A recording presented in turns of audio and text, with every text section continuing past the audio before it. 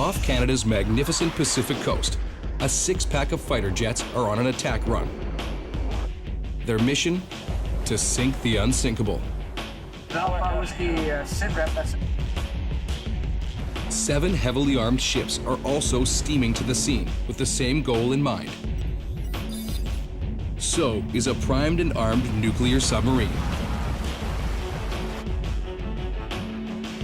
All are converging on a single target, the once mighty HMCS Huron.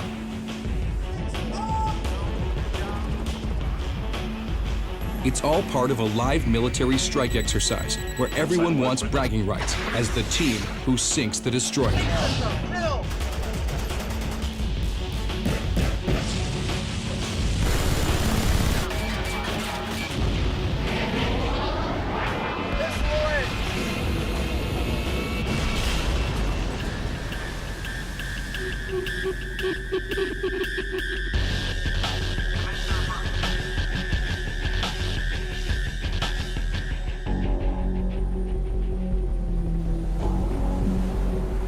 "100 kilometers off Vancouver Island in the Pacific Northwest.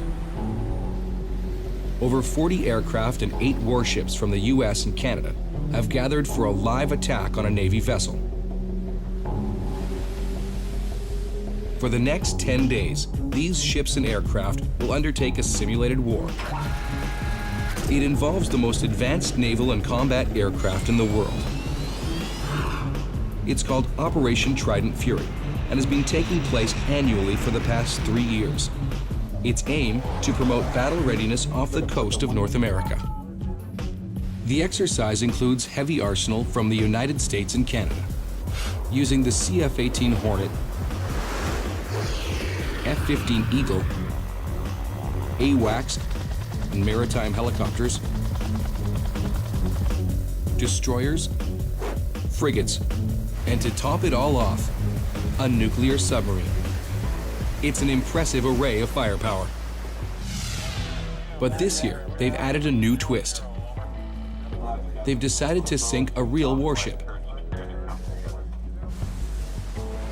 Real naval battles are few and far between.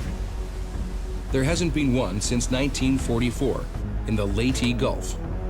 This is a rare opportunity to test hardware, to learn how the various weapons systems will perform in actual combat. 116 hostile. Okay. And this is the target, the destroyer HMCS Huron.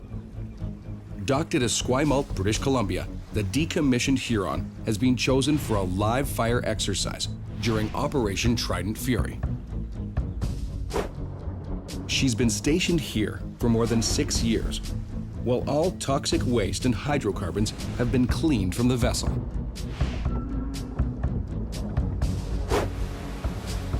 It's a unique project, and fierce competition has broken out amongst the teams to be the first to sink it. It's not confined to the naval tacticians. The Air Force has entered the game, upping the ante. If you think about the combat power and capability of 30 F-18s, either in an air-to-air role or air-to-ground, all carrying bombs and missiles, we figure we got the most effective combat force. Of course, the Navy tends to think they do with their destroyers and frigates. The Air Force will be up there with a lot of their expensive assets and taking shots at it, but when it comes down to it, we're going to be firing 76 millimeter rounds into the ship, and they're going to be dropping 20 millimeter bullets on it, and somebody's going to take it down. It'll be us. It's like we're all grown-ups, but we all like a little bit of competition goes a long way, especially for morale. I can say this, that they're definitely not going to sink it before we do. The goal, to sink the destroyer using live fire. But it's not as easy as firing some missiles into her. Warships are designed to stay afloat under extraordinary circumstances. So combat teams will have to figure out the best way to attack Huron. Algonquin is a Canadian destroyer, the command ship for Operation Trident Fury. It's the sister ship of Huron and almost an exact duplicate. By firing on Huron, she'll not only learn how to sink a warship, but her own tactical weaknesses as well. The irony is not lost on the team. So This is Coxswain Taylor. He's a senior officer on Algonquin. The sinking exercise, or SINKEX, brings up mixed emotions for Taylor. On one hand, he would be proud to deliver the fatal blow, but on the other, he has a deep affection for Huron. He served as her combat chief for a year and a half. She just had a really good spirit about her. It's hard to describe, but when you get to a ship, they all have their own personalities. It was a fighting spirit, positives, great environment to work in. One of those places everybody wants to sail on because she had such a good reputation. Huron is a tribal-class destroyer, launched in 1971. She's nearly 130 meters long, weighing more than 4,200 metric tons. A gas turbine engine propels the destroyer to over 30 knots. But she's not just fast, she's smart. And when Huron was launched, she was top of her class, loaded with all the latest in radar, sonar, and missile systems. Huron was built in the midst of the Cold War. Her primary job was to hunt enemy submarines and aircraft off the coast of North America.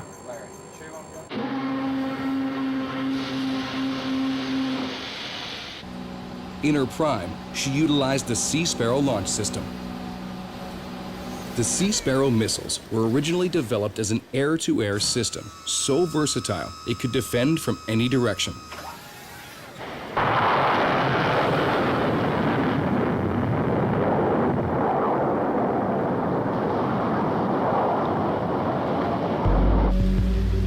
Technology was the key to gaining the upper hand, and Huron was one of the most sophisticated destroyers in the world.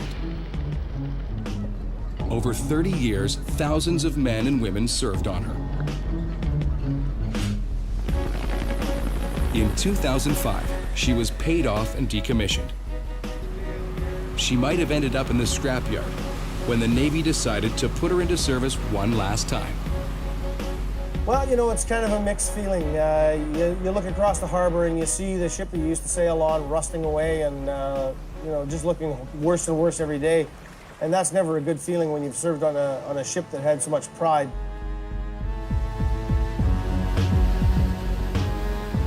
Coxswain Taylor and many others who served on Huron are now out to sink her as part of Operation Trident Fury.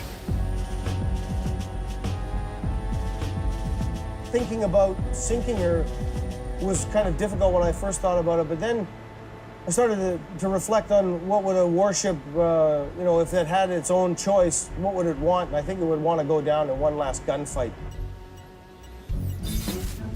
So in a final act of service, Huron will provide training to a new generation of sailors and ships. Nowadays, the military relies heavily on computer simulations, but nothing can replace a live exercise to test the effectiveness of weapons and the survivability of a warship. Such information will lead to future ship design and weapons development.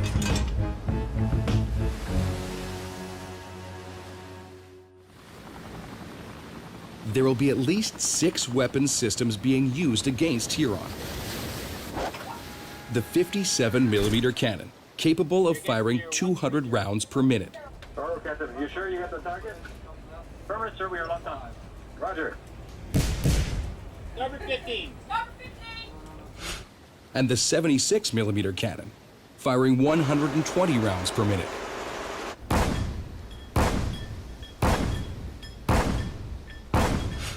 The Sea Whiz, or close-in weapons system,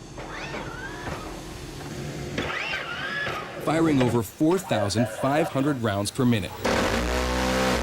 This impressive machine sends out a spiral of lead to intercept any incoming missiles and aircraft. The Sea Sparrow, a defensive missile capable of taking out both air and sea targets. It's almost as long as a car and moves at more than 3 times the speed of sound to meet incoming threats. The CF-18 fighter jet, which is equipped with laser-guided bombs and a Gatling gun that can discharge over 100 bullets a second.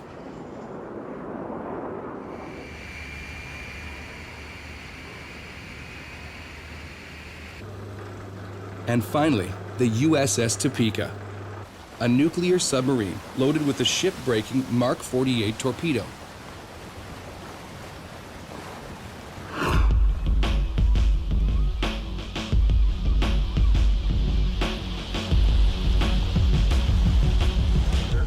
Still on shore, a crew is rehearsing. When Huron arrives at the sink site, a demolition team is to board the vessel and remove temporary navigation lights and flood sensors, equipment added to make the vessel safe to tow. The warship has been stripped of all other environmental contaminants, and this equipment will have to be removed before the operation begins. Carl Hestudal and Steve Mandy lead the team. They must locate the equipment and all the dangers. The tripping hazards are extreme. The hatches are all gone. You could easily fall down the hatches. And the stability of the ship when it's at sea. The fact that it's going to move a little bit more normal than any ship that will be fitted out with all its machinery. But we still need to know there's an escape route back here. Yeah, back in the VDS wall. Once offshore, the ship will not have any power, so Steve Mandy improvises a lighting system.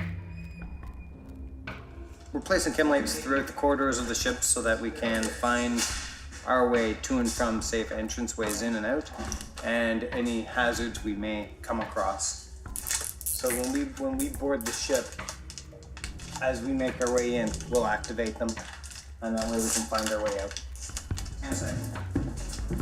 It is easy to get lost in the maze of passages, rooms, and stairs. Loose again. Just to keep. And this poses a truly frightening scenario for the demolition team. If there's an emergency, or the ship starts to sink prematurely, they need to get out fast. In its current state, Huron is a floating hazard. The integrity of the vessel has been compromised by welding doors and hatches open. It has not been out to sea in years. No one knows how it will react. It will be critical for everyone to know exactly where they are and the quickest way out. Carl doesn't like what he sees. The team's safety is in his hands. No, we're not coming back here. There's no way. If we come back here, we're being silly. This is good. This, I don't want anyone to go back anyway back. If we have to go to Tiller Flats, unless we're escaping, we're going through the upper deck. There's no way we need to be going through here. This is too far forward. What makes their job difficult is the hundreds of rooms that make up the interior of this warship. At 129 meters and weighing more than 4,200 tons, it was built strong to survive hunting submarines in the stormy North Atlantic. Strength came from having individual watertight compartments, and a series of bulkheads across the beam provided the ability to isolate sections flooded during a breach.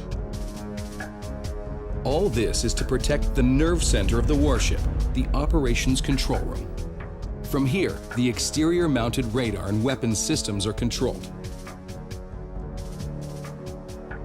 Surface-to-air missiles, a 76mm gun, Mark 46 torpedoes, and a Phalanx 20mm Sea Whiz, making this warship a formidable foe. One of the most important pieces of equipment to keep the warship action-ready is the Sea King helicopter. As aerial eyes and ears, the Sea King extends the warship's range beyond the horizon, hunting for threats in the surface and subsurface realms. It has a crew of 4, 2 pilots, a tactical coordinator, and 1 airborne electronic sensor operator who runs the submarine hunting equipment. Like fixed-wing aircraft, these helicopters can pick up fuel while on the move.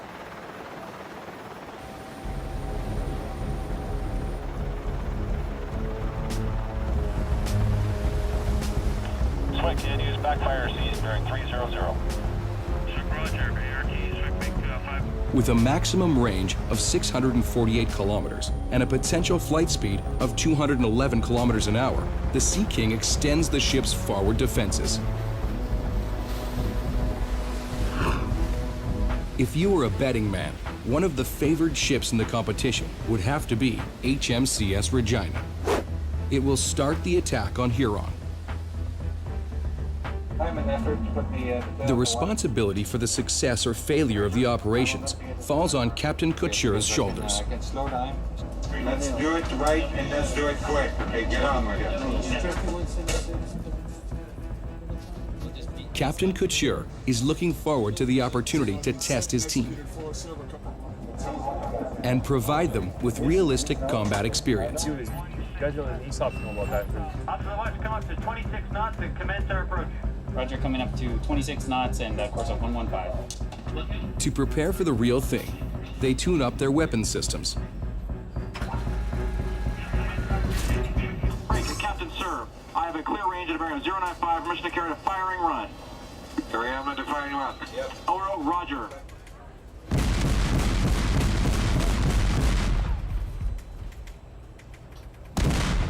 Gun beat on the bridge.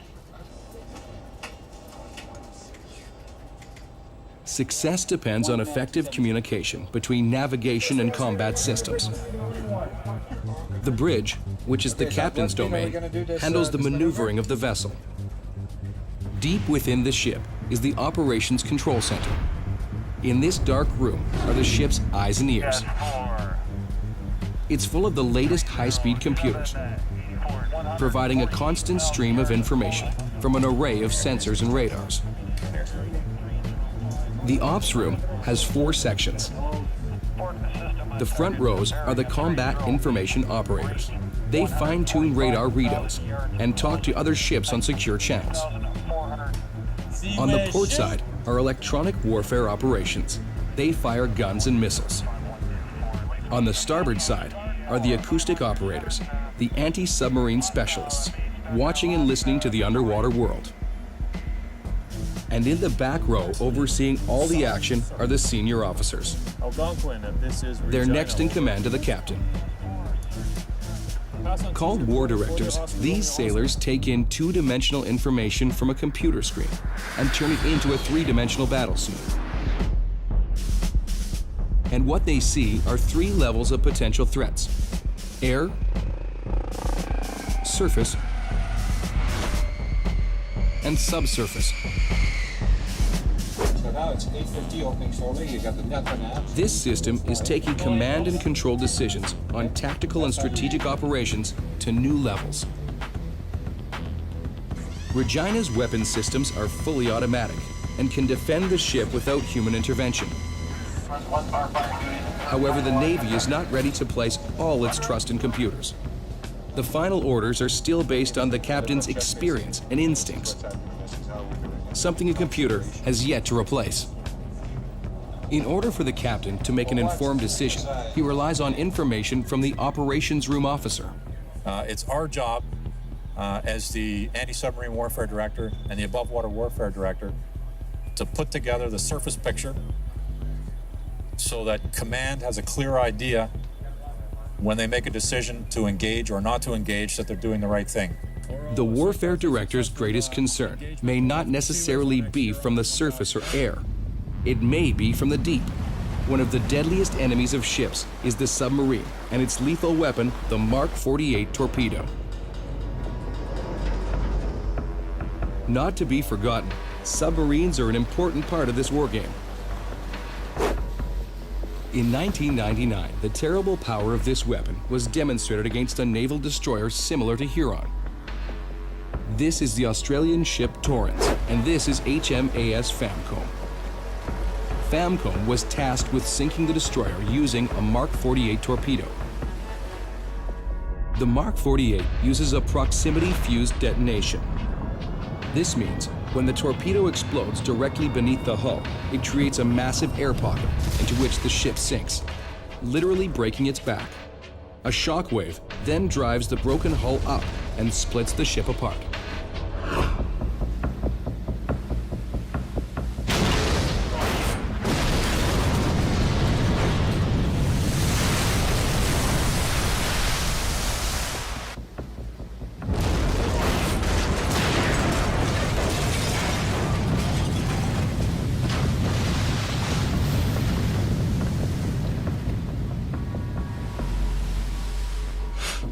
It's like a giant has ripped the ship in two. This kind of weapon gives sailors nightmares. And if the ships and Air Force don't sink Huron, this will be her fate.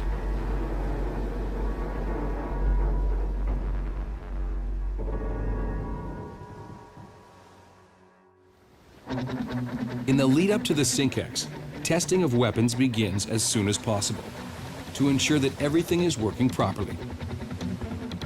On Regina, crew members put on protective gear, anti-flashguard wear, as well as a flak jacket in case of shrapnel. They're preparing to launch Sea Sparrow's surface-to-air missiles.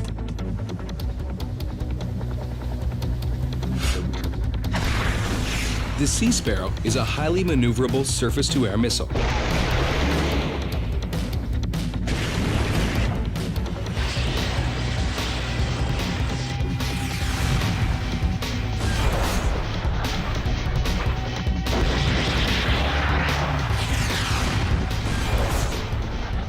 It packs a wicked punch and can blow enemy aircraft out of the air.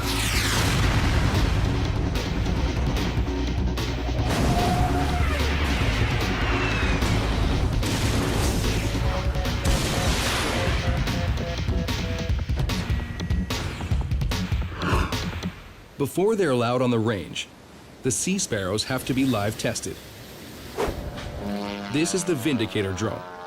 It acts like an enemy missile or aircraft attacking the ship. This is when the ops room begins to work. As soon as the Vindicator is in range, the weapons zero in. System target error unobserved 336, 24,000 yards, height 4,600 feet, 157, speed 157. Negative response, warning 2, 6157. Once they have a clear log, they are given the order to fire. Saw a shoot! A system, missile away! A system, missile away! 2 surface-to-air missiles are launched. A system, kill! Both hit the target. The operation is off to a good start. But the Sea Sparrow will not be used against an airborne target. It's being used against another ship. This will be the first time that they've fired on a surface target. The question on the team's mind is, can the Sea Sparrows sink Huron? If so, they could end this competition before it even gets started. Just before the SINKEX begins, all the warships take on fuel. In Navy jargon, it's known as a replenishment at sea, or RAS. It's a way of transferring fuel, munitions, and stores from one ship to another while underway. This is the tanker ship USNS John Erickson. It's part of the military Sea Lift fleet, roaming the world refueling U.S. Navy vessels. 200 meters long, it's twice the length of a football field, carrying over 180,000 barrels of fuel, enough to refuel 119 747 jumbo jets. Each of the receiving frigates carries 500 tons of fuel.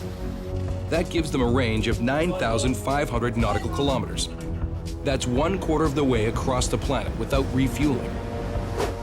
But out here, the engines are under heavy use, and the fuel tanks quickly run low. The dual diesel gas engines consume over 1.6 tons an hour, steaming at 15 knots. The Navy ships approach from behind and line up beside the tanker ship.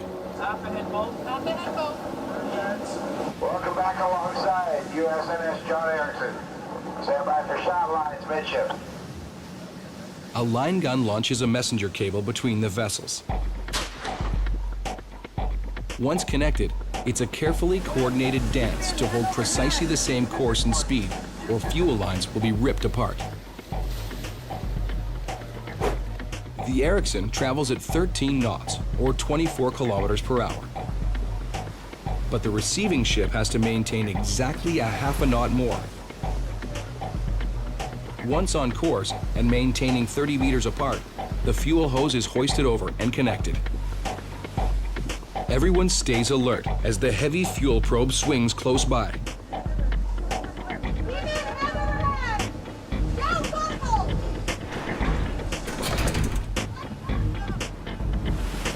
If the ships were to quickly part, this device is meant to break away. But the explosive parting could injure, even kill, anyone near it. DFO, stop bumping, stop bumping, stop bumping!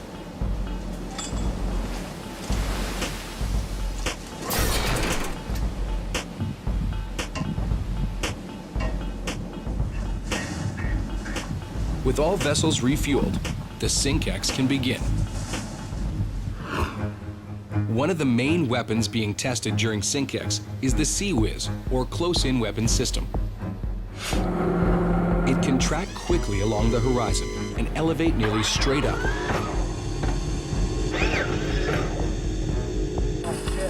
Give them an approximate. They were like 830. The 6 barrels provide a very high rate of fire, about 75 rounds per second.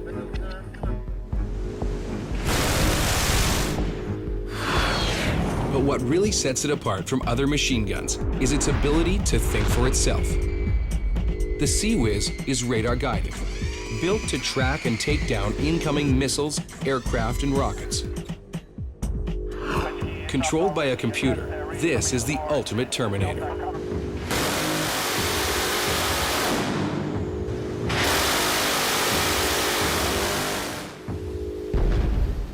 A column of lead travels to intercept the missile, and like a steel shredder, tears it apart.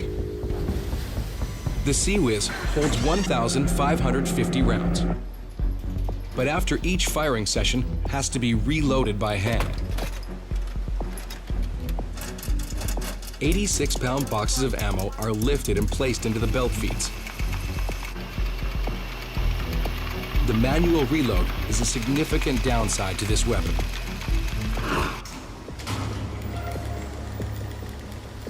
It's dawn of the big day. The Navy and Air Force have an ambitious schedule of weapons testing to get underway.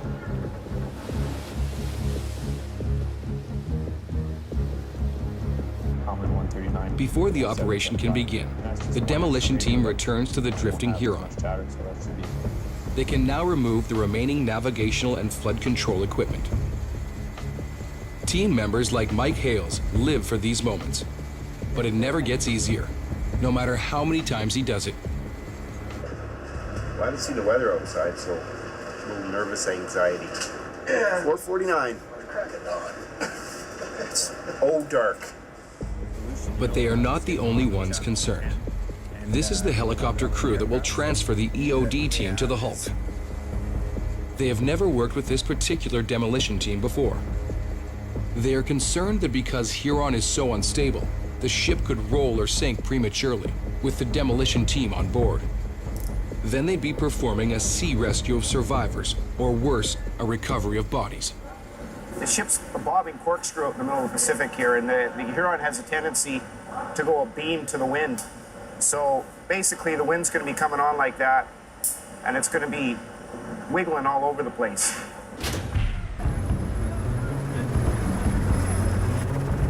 Take 5150 with bird. Roger. Echo RO, do you copy? Take 5142, 5150 with bird, over. Copy, the bird's firm 5142.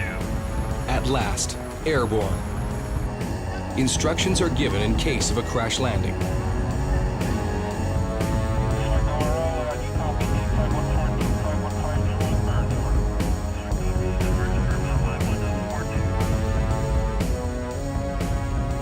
Sea King helicopters are a rare breed. They live and work on board a ship, flying over water most of the time. Despite continuous offshore takeoffs and landings, no one takes them for granted. In this dramatic footage, as a Sea King approaches a destroyer, we see the worst can happen at any time.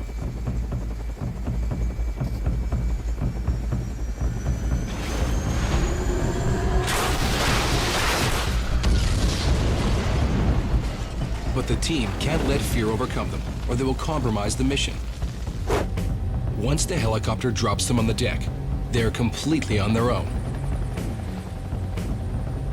What we'll be doing is we'll be loading on the helicopter here, flying over in a hover pattern over top of the old flight deck, put a horse collar on and they're going to lower us down to the deck of the Huron. The most inherent danger in getting on board the Huron would be lowering down. So coming up to the edge of the helicopter, being lowered down on, but then it's your footing. The deck itself is all unstable.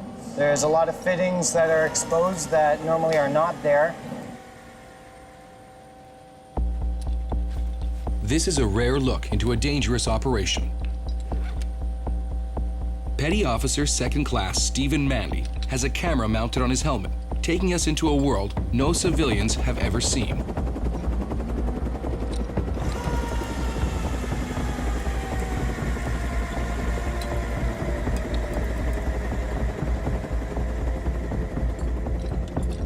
The lessons he learned while Huron was dockside will be put to the test. The plans have to be executed perfectly and according to a rigid schedule.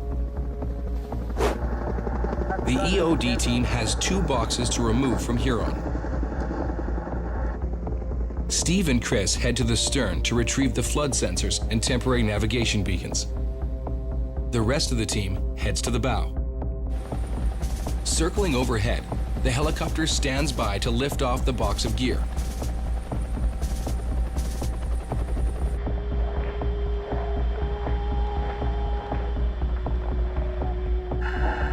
Zero hour is 30 minutes away. Did you disconnect it from the box yet? Huh? Did you disconnect it from the box yet? No, not yet. Okay, then I'm not cutting it. The fleet begins to take their positions and calibrate their weapon systems.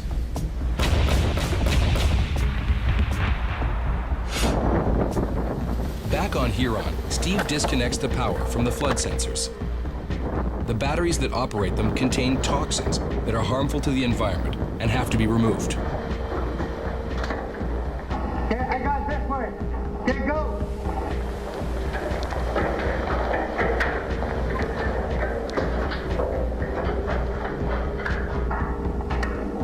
Here comes the end.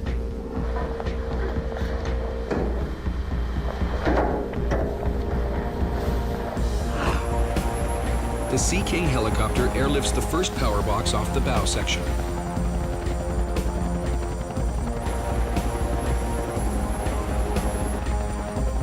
Operation, air ready.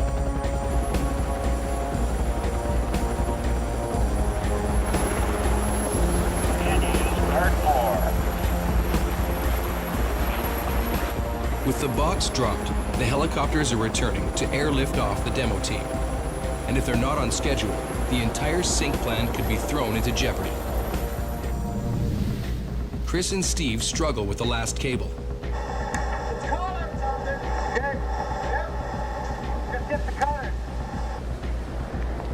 Time is melting away.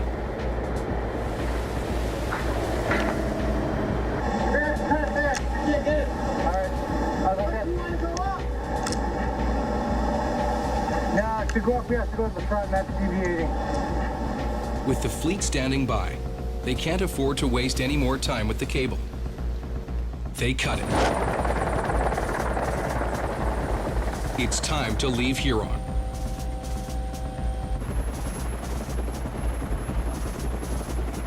If all goes well, this will be the last time any humans will walk this deck.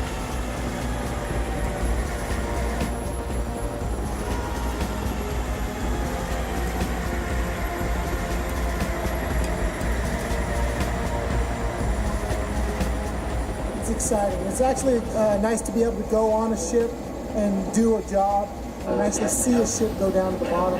It's really a good feeling. It's a high adrenaline rush. I love doing this. The demolition team heads back to base. Now, the battle can begin.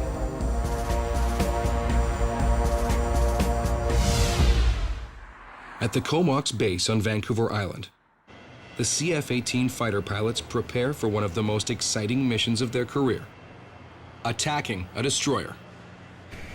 This is the CF-18. It has 2 engines, each generating 16,000 pounds of thrust.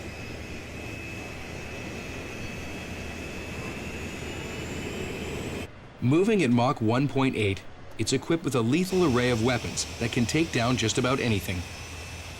John Waugh, known as Streak, will take the point for the Air Force attack against Huron. It's really exciting. Live bullets, live bombs, things are going to explode. It's what we work for. It's what we train to. So this is most exciting day of the mission, of the whole exercise for us right here. So it's going out and to sink a ship. The most impressive part of the CF-18 is the Vulcan M61 Gatling gun. It's a low-tech but powerful machine gun for close-in air-to-air dogfighting. This 6-barreled machine gun can fire up to 100 rounds per second. More than 570 rounds are held within the ammunition handling system. That's less than 10 seconds of fire time during a mission. The entire unit is compact enough to be mounted into the airframe of the CF-18.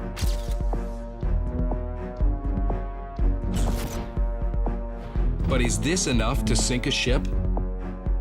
They're fairly heavily armored, especially on the sides. But if you put the rounds down the top, there's not a lot of armor along the top of them. So if you can actually get it on a proper angle coming downwards, it'll go right through.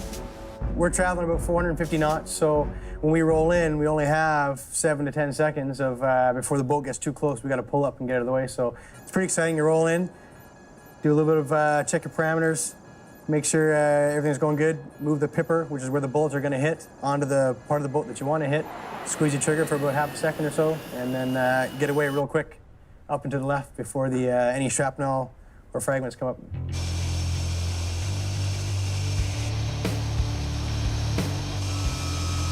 As the action picks up on the water, the jet fighters get ready to roll.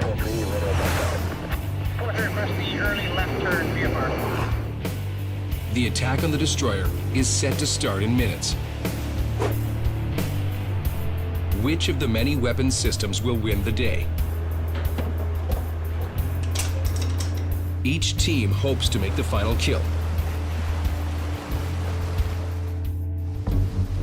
The frigates and destroyers are positioning themselves into an attack formation. There are 2 destroyers and 4 frigates on the range. This may be the most powerful naval arsenal gathered on the 7 seas. It's 0 hour, and Huron is now free drifting, and the fleet is in position. First up to bat is Regina, followed by Algonquin. Bringing up the rear are Kurtz, Saskatoon, Alert, and Shoup. Standing by for the underwater portion is the USS Topeka, prepared to fire the Mark 48 torpedo.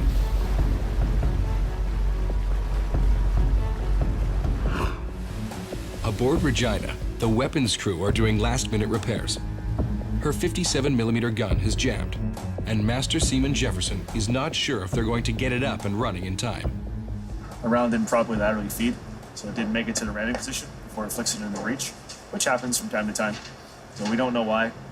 All we can do is go up there, look at it, rectify it, set it up for firing again.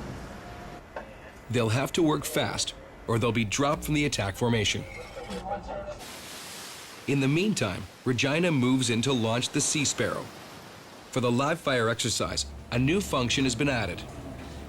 The Sea Sparrow will be tested as a ship-to-ship weapon. Will it work in this mode? Best thing that happens is we do the exercise, we get all the information that we wanted, and get some missiles into the Huron, and we sink it, hopefully, and nobody else. All positions switched. We are going to carry on with the SAS engagement against ex-Huron, and now bearing 297, 15,000 yards. How's the watch, Roger? Okay, bridge team. We're clear to fire. The operations room brings the missiles online and zeroes in on Huron. All units, this is Romeo Delta, splash 1 time, slow flyer, out. Let's make it easy. SAS, gun track while scanned. Yeah, keep going. OSWEC recommend engage at 3,500 yards. Check barrel, engine at 4. Sickler, take ex-Huron. Swick Roger. SAS, shoot! Regina's having problems. Nothing happens. It's another misfire. Such a malfunction could be the difference between life and death during a real battle. They only have 5 minutes to fix the problem, or the next vessel takes their position to maintain the battle rhythm. But within seconds, they're back online. The second Sea Sparrow launches.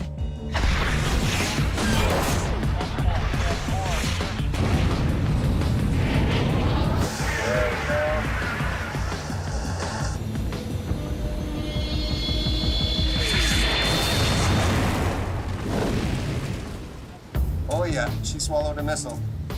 Interesting enough, where the missile impacted would have gone right into the missile deck of the ship.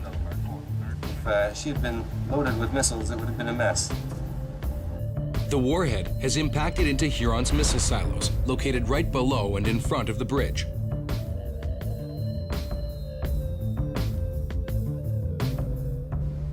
Regina closes on Huron and prepares to fire using the 57mm Mark II.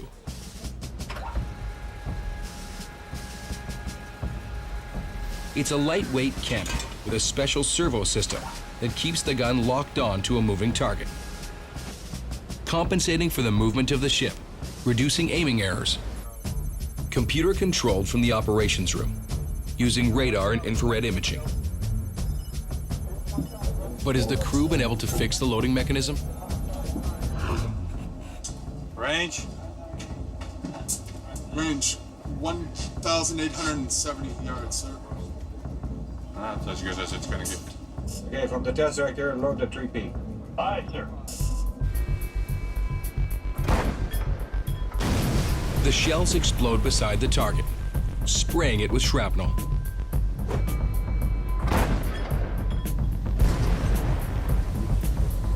These explosions would have been enough to cause human casualties on board Huron.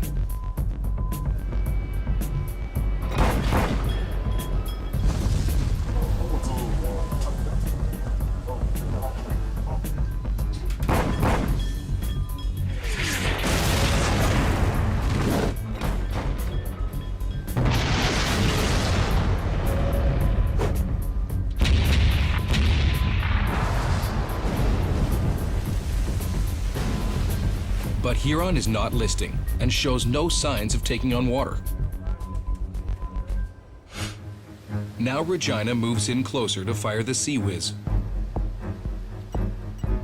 Designed for small incoming targets, the radar has trouble locking on to Huron, a potential problem using the weapon this way.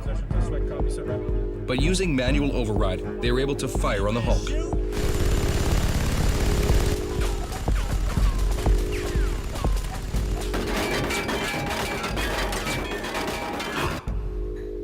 The Regina has done significant damage, but has not delivered the fatal shot. The rest of the fleet moves in. Each will try to deliver the death blow.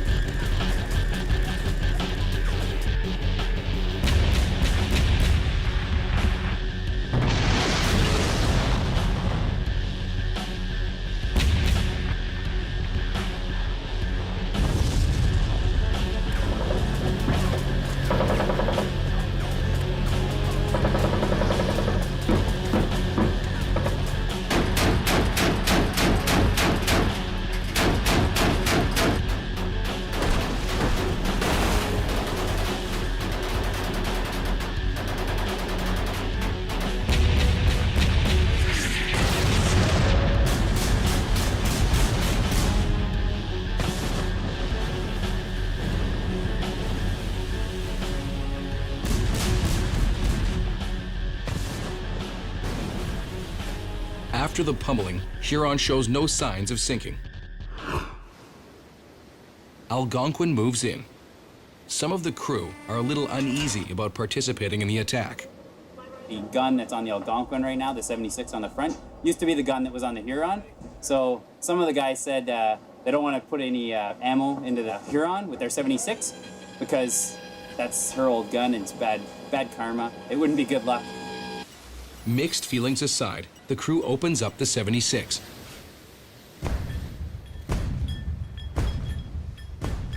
The glowing shells are fired at 80 rounds per minute. Get her, Algonquin! Get her!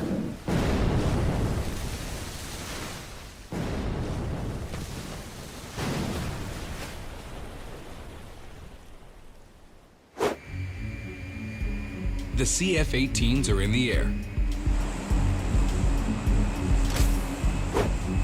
Before they make their run on Huron, they're going to take on fuel. The pilots don't want to miss out on their chance to sink the ship. Meanwhile, Algonquin is seeing the results of its attack. I don't know if the fighters are going to even make it out here for a run. If we're lucky, they won't. The old crew of Huron has gathered on the deck of Algonquin.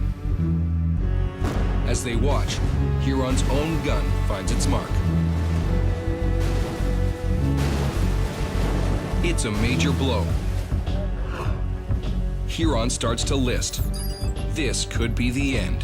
Well, we just did another firing run with the 76 mil, and the Huron is actually heeling over to starboard. You can see most of her flight deck and hangar top from here, which means she's taking on a lot of water. The CF-18 fighter jets scramble for a strafing run. Oh, this is Bravo 43. We are Charlie Charger. Using the high-powered forward-looking infrared, Streak doesn't like what he sees. Got a heavy lift or it's been hit already. Yeah. Huron is sinking, but the jets still have time to attack.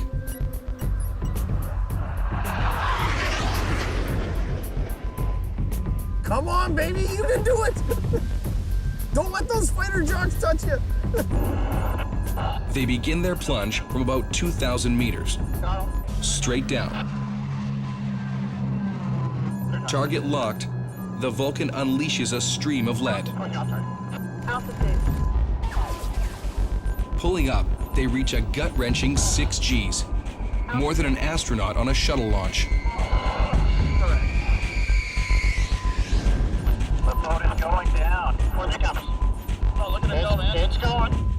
The CF-18s attempt one last pass before Huron disappears. Well, if you climb up and hide, I think I'm there for one shot. I'm clear about 5 blocks. Going hot if you're in position or not. Streak opens fire. Altitude. Altitude.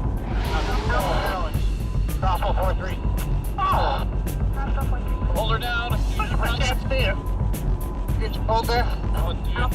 She's going down. Crossbow 4-3. But it's too late. The Navy has already won the day. It's a spectacular end to a veteran warship. Huron sinks before the submarine can break her back with a Mark 48 torpedo. The rivalry is over, and it's time to pay their respects. See the Kirk, she's got her battle ensign flying. Like they're honoring the Huron.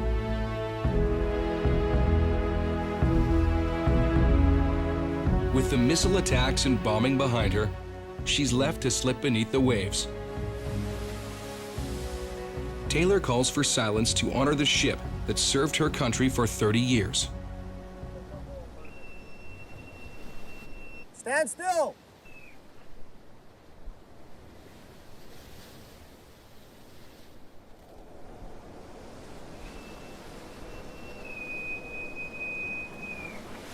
The emotions begin to take hold. Well, a little bit mixed. It's nice to see her end that way, but it's also hard to see her end. So it's good. It's a good day. It will take months to analyze the data from the sink exercise. The vulnerability of Huron to a direct attack has generated a new respect for the arsenal.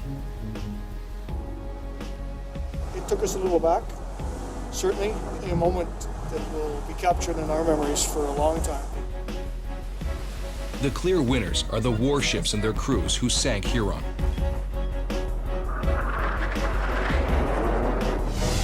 Bringing the Sink X to a surprise finish before the jets or submarine even had a chance.